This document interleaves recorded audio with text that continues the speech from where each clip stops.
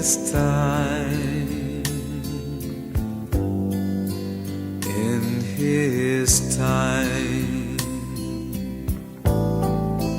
he makes all things beautiful in his time. Moni habari ndi alongo okondeka konse kumene muli. Tilandiranenso lero pano patiyankhule na Ambuye lero lachiwiri pa 9 August. Mawu athu a tsiku la lero Ezekiel 2 ndime ya 8 kulekeza mutu 3 ndime ya 4. Uthenga wabwino Mateyo 18 ndime ya 1 kulekeza 5 kupitiliza ndime 10 ndi kupitiliza ndime 12 mpaka na 14. Ambuye akhale nanu, akhaleso ndi mzimu wanu. Mawu a uthenga wabwino monga adalembera Mateyo woyera. Ulemu kwa inu Ambuye. Nthawi yomweyo ophunzira aja adadzamfunsa Yesu kuti, kodi mu ufumu wakumwamba wamkulu koposa onse ndani?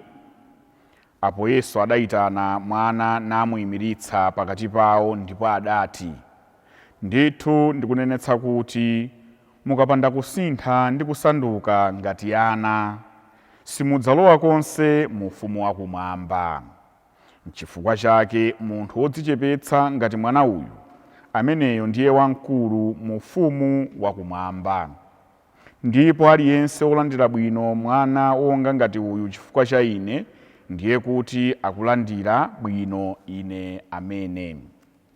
Chenjerani kuti musanyoze ndi mmodzi yemwe mwa anawa. Ndithu ndikunenetsa kuti angelo awo kumwamba amakhala pansi pa Atate anga amene ali kumwambako nthawi zonse. Tsono mukuganiza bwanji, munthu atakhala ndi nkhosa 100 imodzi nkutayika, kodi sangasiye 99 zija m'phiri kukafunafuna imodzi yotayikayo? Ndithu ndikunenetsa kuti akayipeza chimwemwe chake chokondwerera imeneyo chimapambana chokondwerera zina zija zimene sizidatayike. Chonchonso Atate anu amene ali kumwamba safuna kuti ndi mmodzi yemwe mwa anawa atayike. Mthenga wa Ambuye. Ulemu kwa inu Ambuye Yesu Khristu.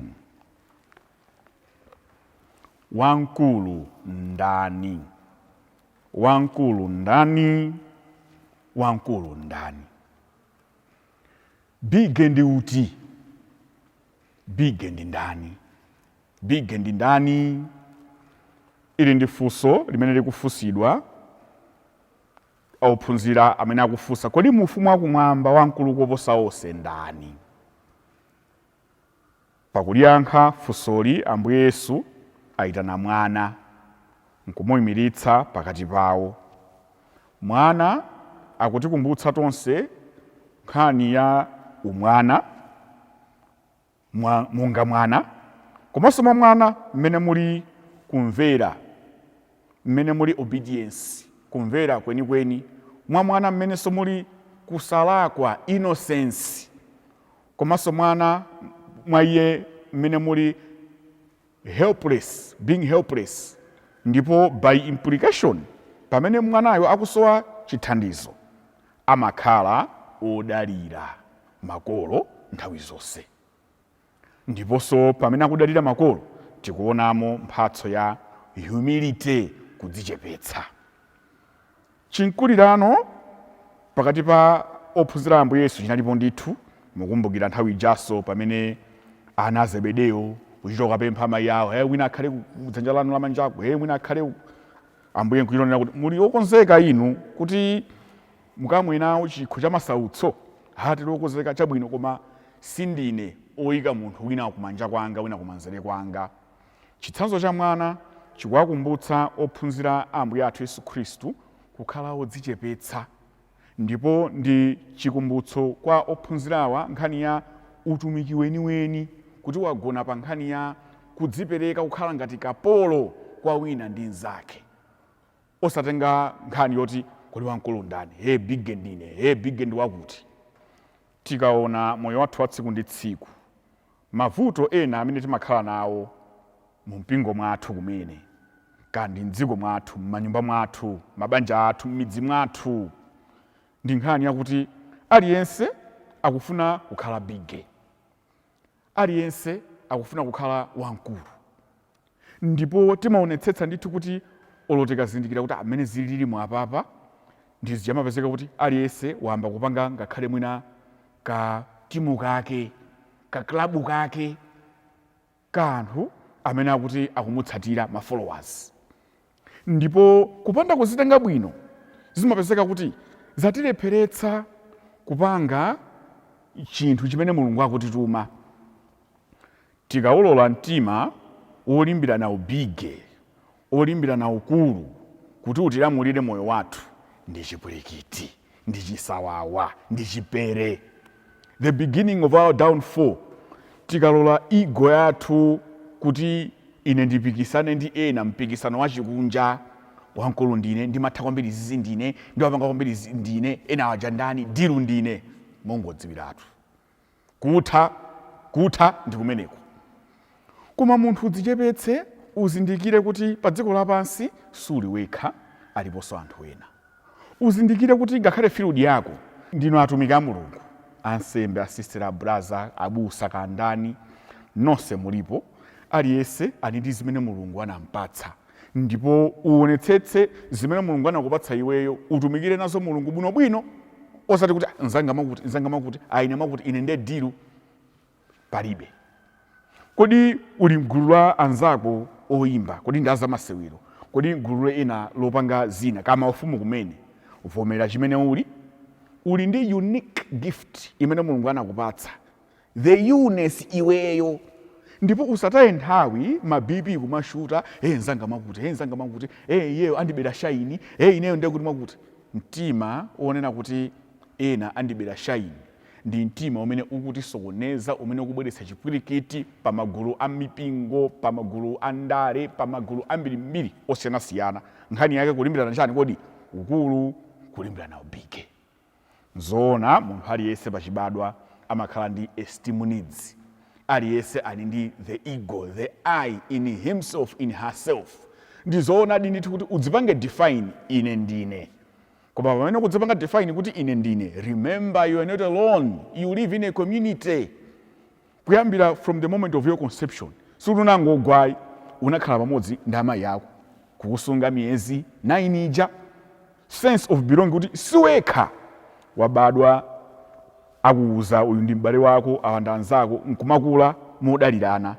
Koma zomati wamkulu ndine, ndi zimene pena zikutibweza mbuyo, ndi zimene ulo chitukuko cha dziko cha mpingo chikubwerera mbuyo. Nkhani yake kulimbirana ubige. Yayi bwana, yayi abambo apapa, mukatero ndiye kuti achoka ndi waja. Mukatero akudyerani shaini, achoka ndi waja, iniyo ndiye kuti basi mubetsa mavoti. Ka iniyo ndiye kuti basi mubetsa dzina lanu silipita patali. Kodi tikufuna dzina lathu kapena dzina la Mulungu kuti lipite patali? Kodi tikufuna mpingo uyende bwino kapena ubwerere mbuyo?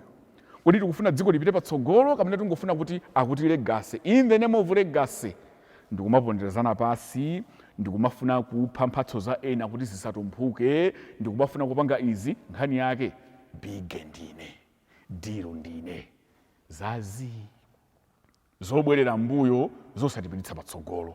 Ndi chifukwa chake ngati mwana Mulungu akutitana tonse mwa Ambuye athu Yesu Khristu, tiyeni tonse tikhale ngati ana.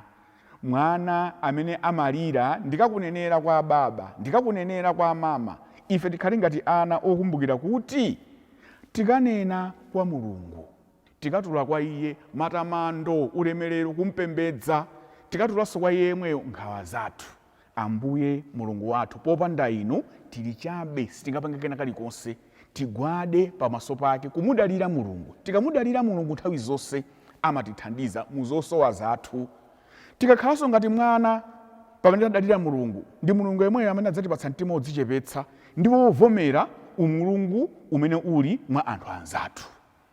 Kandi zipani zathu za ndale, kandi mpingo wathu, miphakati yathu kumene, maparishi athu kumene, madinare, madayosisi athu kumene, zonsezo tikamudalira Mulungu atipatsa mtima wodzichepetsa ndi kuvomerezana kuti inde ineyo ndidzichepetse, ndi alemekeze akepiskopi anga, ndi alemekeze ansembe anga, asisteri wa gulupa ndi alemekeze, atsogoleri angawa mdziko muno ndi alemekeze. Iwo ajanso aonanso mulungu mwanzika, umulungu mwa nkhosa zawo ndi kulemekezana. Ndikumayenda chani kodi? Limodzi, mpingo ndife tonse tiyende limodzi. Ndikulola Mzimu Woyera kuti utiunikire tonse, ndikuyenda nawo Mzimu Woyera uja kukambirana zinthu zosiyanasiyana, moyo nkumapita patsogolo, aliyense even the common person for her common good nkumaona kuti zinthu kutani kodi zikuyenda bwino. Koma nkhondo iyi yomati abige ndi auje awasi dilu ndi awa ndi zinthu zongotipweteketsa, ndi zinthu zotibweza mbuyo. Paulo Woyera amanena kuti ngati mukufuna kupikisana, pikisanani pakuchita zabwino. Tikanena za mpikisano wabwino tunena kuti wina wapanga chabwino tachisilira. Ase wapanga bwanji chinthu ichi? Tigawana nzeru, panga zakuti yesera izi zimene tikwanitse tithokoze Mulungu. Koma pali zina zimene tikuyenera kuvomereza kuti mphatso ya uyu ndi imeneyi, tiyichengete, tiyisamalire, itiunikire, itithandize, ititumikire tonse. Mphatsonso ya uyu itithandize, tiyilemekeze, ndipo tikabweretsa zonsezi pamodzi posayang'anira kuti wamkulu ndani, zimatumikira tonse. Tonse timakhala anthu amene tipindule ndi mphatso ya uyu. Ndimakonda kunena za nyimbo kuti soprano idzambe ochita mpikisano ndi oto.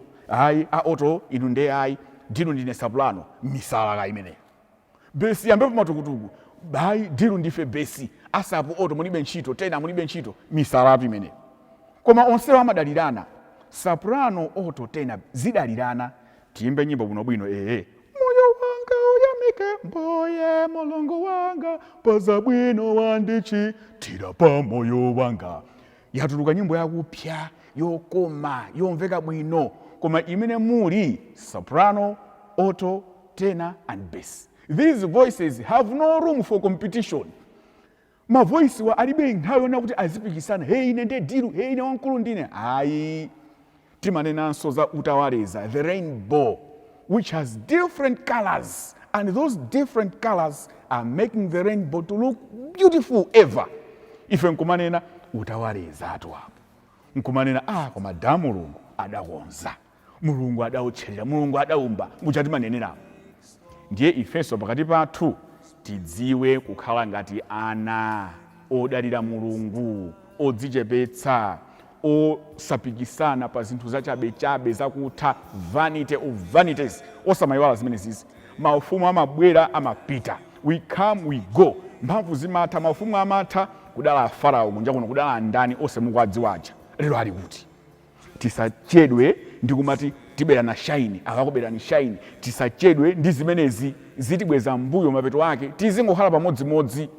Koma Mulungu atithandize tikakhala ngati ana, kudalirana, kulemekezana, kudzichepetsa, komanso kulolera kuti tione kuti pamene ndeti kuti wamkulu ndani, tidziwe kuti wamkulu nthawi zonse ndi Mulungu.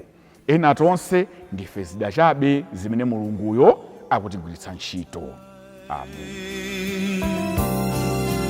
Lord, my life to you I bring. May each song I have to sing be to you a lovely thing.